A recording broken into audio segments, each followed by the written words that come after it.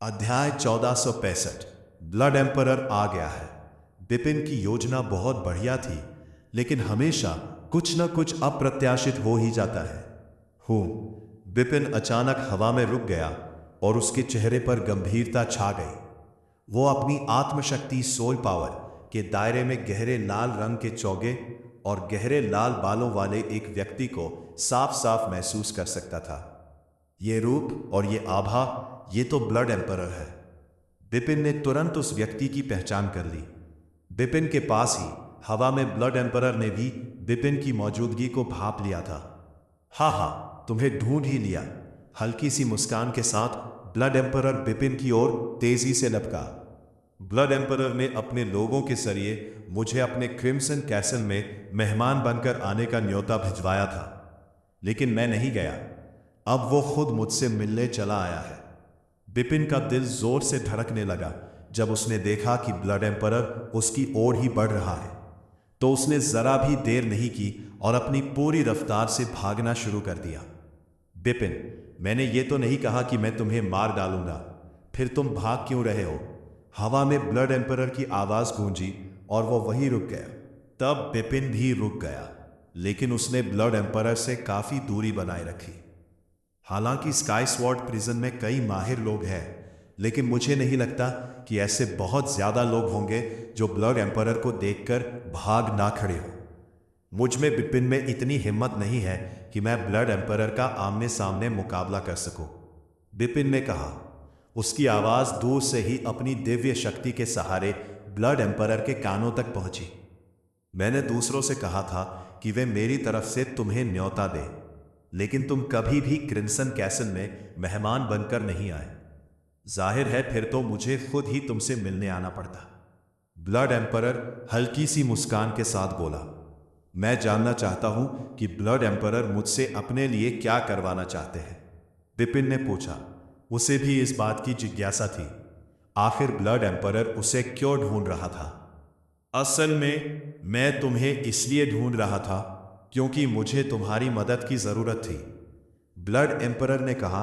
मैं काफी समय से एक विशेष रचना फॉर्मेशन का अध्ययन कर रहा हूं, लेकिन उस रचना को स्थापित करने के लिए एक रत्न की जरूरत थी जिसका नाम है तियान शाह रत्न। मेरे पास ऐसे ज्यादा रत्न नहीं है, इसलिए मैं तुमसे कुछ रत्न उधार लेना चाहता था। तियान शाह गेम, बिपिन ने अपनी भौहें सिकोड़ी। तियान शाह गेम क्या होता है? ब्लड एम्परर को यह कहां से पता चला कि मेरे पास तियान शाह गेम है? तुम्हारे पास तियान शाह गेम नहीं है, ब्लड एम्परर ने तेवरी चढ़ाई। मेरे पास सच में नहीं है, और मैंने तियान शाह गेम के बारे में कभी सुना भी नहीं है, बिपिन ने सीधे सीधे कहा। तुमने उनके बारे में कभी सुना भी नहीं? ब्लड एम्परर ने अपनी आंखें सिकोड़ी और मन ही मन सोचा, इसे तो तियान शाह गेम के बारे में पता भी नहीं है। दूसरे शब्दों में यह नामुमकिन है कि यह मेरे कबीले का हो, भले ही इसके पास मेरे कबीले का खजाना हो। ब्लड एम्परर की नजर ठंडी हो गई और उसने तुरंत फिर से अपना सिर ऊपर उठाया। वह मुस्कुराया और बोला, बिपिन, तुम्हारे पास तियान शाह गेम होना चाहिए, लेकिन तुम्हें कभी पता ही नहीं चला मेरे पास एक तियान शाह गेम है। जरा देखो। ब्लड एम्परर ने श्यानकुन अंगूठी से एक गहरे लाल रंग का रत्न निकाला और बिपिन को दिखाने का नाटक करते हुए उसकी ओर बढ़ा। बिपिन, जल्दी करो और भागो। किंग ऑफ वेनमस वर्म्स की आवाज अचानक बिपिन के दिमाग में गूंजी। बिपिन का चेहरा गंभीर हो गया और वो बिना किसी हिचकिचाहट के तुरंत मुड़कर भागने लगा। जैसे ही वो मुड़ा, धड़ाम, ब्लड एम्परर के भीतर से एक जबरदस्त जानलेवा इरादा फूट पड़ा। ब्लड एम्परर असल में उसकी ओर ही बढ़ रहा था, लेकिन अब वो एक भयानक गति से आगे बढ़ रहा था, ठीक एक गहरे लाल रंग की बहती हुई रोशनी की तरह जो खाली जगह को चीरती हुई बिपिन की ओर उड़ रही थी। ब्लड एम्परर ने कहा था कि वो मुझे मारना नहीं चाहता। बिपिन के चेहरे के हाव भाव बदल गए। उसकी सोल पावर यह महसूस कर सकती थी कि उसके और ब्लड एम्परर के बीच की दूरी एक भयानक गति से कम होती जा रही है। इस गति से उसे लगा कि ब्लड एम्परर बहुत जल्द ही उसे पकड़ लेगा। ड्रैगन ब्लड की गुप्त शक्ति। बिपिन जोर से चिल्लाया और उसके शरीर में मौजूद दिव्य शक्ति अचानक एक भड़कती हुई आग में बदल गई और भयानक गति से घूमने लगी। दिव्य शक्ति की मदद से जलते हुए बिपिन की गति तुरंत कुछ 100 गुना बढ़ गई। ब्लड एम्परर और बिपिन के बीच की दूरी ज्यादा नहीं थी, लेकिन बिपिन ने तुरंत ही उस दूरी को बेहद भयानक गति से बढ़ा दिया। क्या यह दृश्य देखकर ब्लड एम्परर के चेहरे का रंग उड़ गया और उसने तुरंत डार्कनेस माउंटेन के अंदर अपने अधीन सभी विशेषज्ञों को एक संदेश भेजा। वो चाहता था कि वे बिपिन को भागने से रोकें। ब्लड एम्परर के नियंत्रण में काफी संख्या में विशेषज्ञ थे और उनमें से ज्यादातर डार्कनेस माउंटेन में ही जमा थे। जैसे ही उन्हें उसका आदेश मिला, उन्होंने तुरंत उसका पालन किया। हालांकि ब्लड एम्परर ने बिपिन को कम आंका था। बिपिन की आत्मशक्ति चारों ओर फैली हुई थी, इसलिए जब भी उसके आसपास कोई विशेषज्ञ दिखाई देता तो वह उसी पल उन्हें भांप लेता था। फिर वो चकमा देकर निकल जाता डार्कनेस माउंटेन में। जो विशेषज्ञ उसे रोकना चाहते थे, वे यह भी नहीं देख पा रहे थे कि वह कहाँ है। यह पीछा सिर्फ 15 मिनट तक चला और ब्लड एम्परर को रोकना पड़ा। आखिरकार बिपिन कहीं भी दिखाई नहीं दे रहा था। उसके नियंत्रण में मौजूद विशेषज्ञों को भी बिपिन कहीं नजर नहीं आया। क्या वह भाग गया? ब्लड एम्परर शर्मिंदा महसूस कर रहा था और साथ ही वह हैरान भी था। यह जानना जरूरी है कि वह खुद भी गति के मामले में माहिर था। उसने खुद मोर्चा संभाला था, लेकिन बिपिन उसकी नजरों के सामने से ही भाग निकला था। बिपिन के भागने का कौशल असाधारण था। ब्लड एम्परर शून्य में खड़ा रहा और कुछ देर इंतजार किया। वह अपने अधीन विशेषज्ञों के जवाबों का इंतजार कर रहा था। बहुत जल्द वह एक निष्कर्ष पर पहुंचा। हालांकि वह नौजवान भागने में बहुत तेज था, लेकिन उसे अभी तक डार्कनेस माउंटेन से बाहर नहीं निकल पाया होगा। अगर मैं गलत नहीं हूं तो उसने छिपने के लिए कोई जगह जरूर ढूंढ ली होगी। जिस जगह वह छिपा है वह निश्चित रूप से मेरे सामने मौजूद इस क्षेत्र से 1 अरब मील की सीमा के भीतर ही कहीं है। ब्लड एम्परर को यह साफ पता था कि इतने कम समय में बिपिन का डार्कनेस माउंटेन से बाहर निकल पाना असंभव था। इसके अलावा उसके नियंत्रण में मौजूद विशेषज्ञों को भी बिपिन की मौजूदगी का कोई आभास नहीं हुआ था, इसलिए बिपिन निश्चित रूप से कहीं छिपा हुआ था। ब्लड एम्परर की आंखों में एक ठंडी चमक कौंधी। अगले ही पल उसने अपने अधीन विशेषज्ञों को आदेश दिया, सब लोग इस क्षेत्र में इकट्ठा हो जाओ। अपनी चेतना का उपयोग करके 1 अरब मील के दायरे में खोज करो। हमें बिपिन को हर हाल में ढूंढना है। ब्लड एम्परर के अधीन विशेषज्ञों ने तुरंत ही 1 अरब मील के दायरे में खोज शुरू कर दी। 1 अरब मील का दायरा अपने आप में ही बहुत विशाल था। हालांकि वहां नौजवान भागने में बहुत तेज था, लेकिन उसे अभी तक डार्कनेस माउंटेन से बाहर नहीं निकल पाया होगा। अगर मैं गलत नहीं हूं तो उसने छिपने के लिए कोई जगह जरूर ढूंढ ली होगी।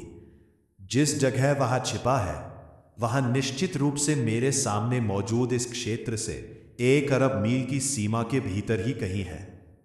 ब्लड एम्परर को यह साफ पता था कि इतने कम समय में बिपिन का डार्कनेस माउंटेन से बाहर निकल पाना असंभव था। इसके अलावा उसके नियंत्रण में मौजूद विशेषज्ञों को भी बिपिन की मौजूदगी का कोई आभास नहीं हुआ था, इसलिए बिपिन निश्चित रूप से कहीं छिपा हुआ था। ब्लड एम्परर की आंखों में एक ठंडी चमक कौंधी। अगले ही पल उसने अपने अधीन विशेषज्ञों को आदेश दिया, सब लोग इस क्षेत्र में इकट्ठा हो जाओ। अपनी चेतना का उपयोग करके 1 अरब मील के दायरे में खोज करो। हमें बिपिन को हर हाल में ढूंढना है। ब्लड एम्परर के अधीन विशेषज्ञों ने तुरंत ही 1 अरब मील के दायरे में खोज शुरू कर दी। 1 अरब मील का दायरा अपने आप में ही बहुत विशाल था। ये जानना जरूरी है कि स्काई स्वॉर्ड प्रिजन में किसी साधक की चेतना के विस्तार की एक सीमा होती है। एक रियल गॉड अपनी पूरी शक्ति लगाकर भी केवल 1000 मील के दायरे को ही अपनी चेतना से घेर सकता था। 1 अरब मील के दायरे में छिपे हुए किसी विशेषक को ढूंढने के लिए केवल एक रियल गॉड की चेतना पर निर्भर रहना वास्तव में बहुत कठिन काम था। सबसे महत्वपूर्ण बात यह थी कि इस 1 अरब मील के दायरे में जमीन के नीचे का हिस्सा शामिल नहीं था। अगर जमीन के नीचे के हिस्से को भी इसमें जोड़ लिया जाए तो यह दायरा और भी ज्यादा विशाल हो जाता था। ब्लड एम्परर के अधीन जितने भी विशेषक थे उन सबको मिलाकर भी उनकी कुल संख्या 100 से कम ही थी। ऐसे में अगर वे सभी मिलकर उस 1 अरब मील के दायरे में खोज करते तब भी इस खोज की कठिनाई का स्तर बहुत ऊंचा ही माना जाता था। अध्याय 1847 से एकांतवास 1 अरब मील की उस सीमा के भीतर जहां ब्लड एम्परर के नियंत्रण में मौजूद विशेषज्ञ जोर शोर से खोजबीन कर रहे थे। जमीन के बहुत गहरे तल में एक गुफा थी जो दैवीय शक्ति के जोरदार विस्फोट से बनी थी। बिपिन उसी गुफा में था। ठीक उसी पल उसका चेहरा पीला पड़ा हुआ था और उसके शरीर से निकलने वाली आभा कमजोर लग रही थी। जहरीले कीड़ों के राजा, मेरी दैवीय शक्ति को पूरी तरह से ठीक होने में कितना समय लगेगा? बिपिन ने पूछा। तुम्हारी शक्ति जितनी ज्यादा होगी तुम्हारी दैवीय शक्ति को वापस पाना उतना ही मुश्किल होगा। इसके अलावा तुम्हारी दैवीय शक्ति किसी आम नरसंहार में खर्च नहीं हुई थी, बल्कि भागते समय तुमने उसे जबरदस्ती जलाकर खत्म किया था। जब तुम इस गुफा में पहुंचे थे तब तुम्हारी दैवीय शक्ति लगभग पूरी तरह खत्म हो चुकी थी। खुशकिस्मती से मैं वहां मौजूद था जिसने तुम्हारी तरफ से उसे ठीक करने में मदद की। तुम्हें अपनी शक्ति को पूरी तरह से वापस पाने में कम से कम 3 दिन लगेंगे, जहरीले कीड़ों के राजा ने जवाब दिया। उसकी दैवीय शक्ति जिसकी तुलना तीसरे स्वर्ग के शिखर पर मौजूद शक्ति से की जा सकती थी। ऐसी स्थिति में जब वह पूरी तरह से जलकर खत्म हो चुकी थी, उसे सिर्फ 3 दिनों में वापस पा लेना अपने आप में एक अविश्वसनीय गति मानी जा रही थी। यह सब जहरीले कीड़ों के राजा की वजह से ही मुमकिन हो पाया था। अगर बिपिन अपनी खुद की ठीक होने की शक्ति पर निर्भर रहता तो उसे निश्चित रूप से इससे कहीं ज्यादा समय लगता। 3 दिन बिपिन ने चुपचाप सिर हिलाया और उसका चेहरा गंभीर हो गया। ब्लड एम्परर के साथ आखिर चल क्या रहा है? मैंने उससे कहा था कि मेरे पास कोई तियानशाह रत्न नहीं है। मैंने साफ साफ कहा कि मेरे पास कुछ भी नहीं है। फिर भी वह मुझे मार डालना चाहता था। क्या ऐसा हो सकता है कि उसे पक्का यकीन था कि मेरे पास तियानशाह रत्न है? लेकिन मुझे तो यह भी नहीं पता कि तियानशाह रत्न होते क्या है। बिपिन ने बुदबुदाते हुए कहा, ऐसा इसलिए हुआ क्योंकि तुम्हें तियानशाह रत्नों के बारे में कोई जानकारी नहीं थी, इसलिए ब्लड एम्परर तुम्हें मार डालना चाहता था। जहरीले कीड़ों के राजा ने कहा। क्यों? बिपिन हैरान था। बिपिन, अगर मैं गलत नहीं हूं तो ब्लड एम्परर जरूर होलोकॉस्ट संप्रदाय का कोई सदस्य होगा। जहरीले कीड़ों के राजा ने कहा, होलोकॉस्ट संप्रदाय? बिपिन को जोर का झटका लगा। होलोकॉस्ट संप्रदाय अनंत अराजक दुनिया के सबसे क्रूर संप्रदायों में से एक था। वे बेहद जालिम और बेरहम थे। अपनी शक्ति बढ़ाने के लिए वे अनगिनत जीवित प्राणियों का भी नरसंहार करने से नहीं हिचकिचाते थे। इटर्नल केओटिक वर्ल्ड में हर ताकत इस संप्रदाय से नफरत करती थी। वे सभी साधकों के लिए सार्वजनिक दुश्मन थे।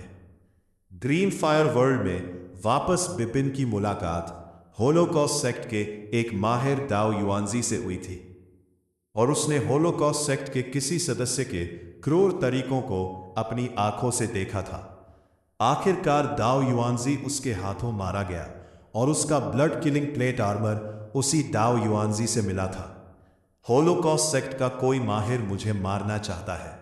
क्या इसकी वजह ब्लड किलिंग प्लेट आर्मर है? बिपिन ने अपनी भौहें सिकोड़ी। शायद यही वजह है। किंग ऑफ वेनमस वर्म्स ने सिर हिलाया। ब्लड किलिंग प्लेट आर्मर एक ऐसा खजाना है जिसे हॉलोकॉस्ट सेक्ट ने एक क्रूर तरीके से बनाया था, और हॉलोकॉस्ट सेक्ट के माहिरों में इस तरह के खजानों को महसूस करने की कोई खास क्षमता जरूर होती होगी। इसके अलावा दूरी जितनी कम होती है, यह एहसास उतना ही ज्यादा मजबूत होता जाता है। पहले जब तुम स्काई सॉर्ड प्रिजन की दूसरी जगहों पर घूम रहे थे, तो blood emperor blood killing plate armour की मौजूदगी को महसूस नहीं कर पाया था, क्योंकि दूरी बहुत ज्यादा थी। लेकिन जब तुम डार्कनेस माउंटेन्स में आए, तो दूरी कम हो गई और वो ब्लड किलिंग प्लेट आर्मर की आभा ऑरा को महसूस कर पाया। इसलिए उसने तुम्हें अपना निशाना बनाया। लेकिन भले ही वो ब्लड किलिंग प्लेट आर्मर की मौजूदगी को महसूस कर पाया हो, पर वो ये अंदाजा नहीं लगा सकता था कि तुम हॉलोकॉस्ट सेक्ट के सदस्य हो या नहीं। फिर हॉलोकॉस्ट सेक्ट के लोगों को इटर्नल कियोटिक वर्ल्ड में घूमते समय बहुत ज्यादा सावधान रहना पड़ता है। वे हॉलोकॉस्ट सेक्ट की उस गुप्त विद्या, सीक्रेट स्किल की आभा को पूरी तरह से छिपाकर रखते हैं, जिसका उन्होंने अभ्यास किया हो पारे। ऐसी स्थिति में जब वे खुद अपनी आभा को जाहिर नहीं करते, तो कोई भी ये नहीं जान पाता कि वो हॉलोकॉस्ट सेक्ट का कोई माहिर है। इसलिए शुरू में वो तुम्हारे साथ बहुत अच्छा बर्ताव कर रहा था। किंग ऑफ वेनमस वर्म्स थोड़ी देर रुका और फिर आगे बोला, जहां तक इस बात का सवाल है कि उसने तुमसे तियानशा गैन क्यों मांगा, तो वो असल में तुम्हारी जांच कर रहा था। तियानशा गैम एक ऐसा खजाना था जिसे हॉलोकॉस्ट सेक्ट ने एक अनोखे तरीके का इस्तेमाल करके जबरदस्ती तैयार किया था। यह बेहद कीमती चीज है। इटर्नल केओटिक वर्ल्ड के कई माहिरों ने तो इसके बारे में कभी सुना भी नहीं है, लेकिन हॉलोकॉस्ट सेक्ट का कोई भी माहिर इसके बारे में जरूर जानता होगा। उसने तियानशा गैम का इस्तेमाल तुम्हारी परीक्षा लेने के लिए किया था, लेकिन तुम्हें इसके बारे में कुछ भी पता नहीं था। इसी से उसने ये तय कर लिया कि तुम हॉलोकॉस्ट सेक्ट के सदस्य नहीं हो। तुम्हें तो ब्लड किलिंग प्लेट आर्मर बस इत्तेफाक से मिल गया था, इसलिए वो तुम्हें मारना और तुम्हारी ब्लड किलिंग प्लेट आर्मर छीन लेना चाहता था। ओह, मैं समझ गया। बिपिन ने चुपचाप सिर हिलाया, लेकिन उसे ये बात उलझन भरी लगी। हालांकि मेरा रक्तनाशक कवच काफी शक्तिशाली है, पर यह ब्रह्मांड देव स्तर का एक अराजक अनूठा खजाना मात्र है। ये अभी तक वास्तविक देव स्तर तक नहीं पहुंचा है। रक्त सम्राट की शक्ति के आगे उसे इस तरह के खजाने से कोई फर्क नहीं पड़ना चाहिए। हे, तुम गलत समझ रहे हो, विषैले कृमियों के राजा ने उपहास उड़ाते हुए कहा। रक्तनाशक कवच तुम्हारे लिए वास्तव में ब्रह्मांड देव स्तर का एक अराजक अनूठा खजाना मात्र है। हालांकि हॉलोकॉस्ट संप्रदाय के विशेषज्ञों के लिए यह अलग बात थी। आखिरकार रक्तनाशक कवच हॉलोकॉस्ट संप्रदाय का एक अनूठा खजाना था, और हॉलोकॉस्ट संप्रदाय के साधारण विशेषज्ञ इसे पाने के योग्य नहीं थे। दाओ युआनजी, जिसे तुमने उस समय मारा था, रक्त सम्राट जितना शक्तिशाली नहीं था, लेकिन उसकी पृष्ठभूमि रक्त सम्राट की तुलना में कहीं अधिक प्रभावशाली होनी चाहिए। उसे रक्तनाशक कवच नहीं मिला, जबकि दाओ युआनजी को मिला ब्लड सम्राट के लिए ब्रह्मांड देव स्तर के रक्तनाशक कवच का उपयोग नहीं कर सकता था। लेकिन जब वो यहां से बाहर निकलेगा, तो वो नरसंहार के माध्यम से रक्तनाशक कवच के स्तर को बढ़ाने का कोई तरीका खोज लेगा। तब रक्तनाशक कवच रक्तनाशक राजा कवच बन जाएगा। रक्तनाशक राजा कवच एक ऐसा खजाना है जिसका होलोकॉस्ट संप्रदाय के कई विशेषज्ञ सपना देखते हैं। रक्तनाशक राजा कवच। बिपिन अवाक रह गया। वो जानता था कि रक्तनाशक कवच से नीचे रक्तनाशक कवच होता है, लेकिन उसे रक्तनाशक राजा कवच के बारे में नहीं पता था। इसमें कोई आश्चर्य नहीं कि रक्त सम्राट मुझे मारना चाहता था। वह मेरा रक्तनाशक कवच लेना चाहता था। बिपिन समझ गया, ब्लड सम्राट होलोकॉस्ट संप्रदाय से है। अगर ऐसा है, तो अगर मैं उसकी पहचान उजागर कर दूं, तो क्या होगा? क्या वह स्काई स्वॉर्ड जेल में साधकों का सर्वोपरि शत्रु नहीं बन जाएगा? बिपिन ने पूछा। ऐसा नहीं होगा, जहरीले कीड़ों के राजा मुस्कुराए। अगर तुम बाहरी दुनिया में उसकी पहचान जाहिर कर दोगे तो वह सबका दुश्मन बन जाएगा और बहुत से माहिर लोग उसका पीछा करेंगे। लेकिन तुम अभी स्काई स्वॉर्ड जेल में हो। इस जेल में हर कोई एक कैदी है। ऐसे हालात में स्काई स्वॉर्ड जेल का हर माहिर सिर्फ जिंदा रहना चाहता है और एक दिन कैदी होने की अपनी पहचान से छुटकारा पाना चाहता है। जहां तक ब्लड एम्परर के होलोकॉस्ट सेक्ट से होने की बात है तो उन्हें इससे कोई फर्क नहीं पड़ेगा। सच है। बिपिन ने सिर हिलाया और जहरीले कीड़ों के राजा की बात से सहमत हुआ।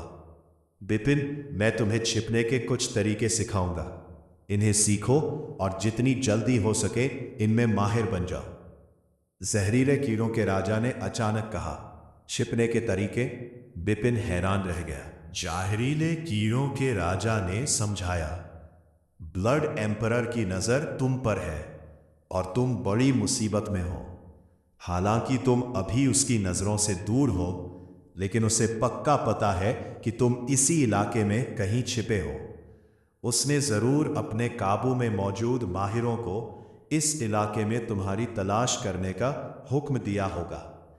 अगर वे तुम्हें ढूंढ लेते हैं तो तुम्हारी खैर नहीं, लेकिन अगर तुम इन तरीकों में माहिर बन जाते हो तो उनके लिए तुम्हें ढूंढना इतना आसान नहीं होगा। तुम यही छिपकर अपनी साधना जारी रख सकते हो। एकांत में रहो, ब्लड एम्परर और उसके लोगों को अपनी तलाश जारी रखने दो। कुछ समय बाद जब वे तलाश करते करते थक जाएंगे तब तुम यहां से निकलने का कोई मौका ढूंढ सकते हो। यह सुनकर बिपिन ने अपनी भौहें ऊपर उठाईं और बात समझ गया।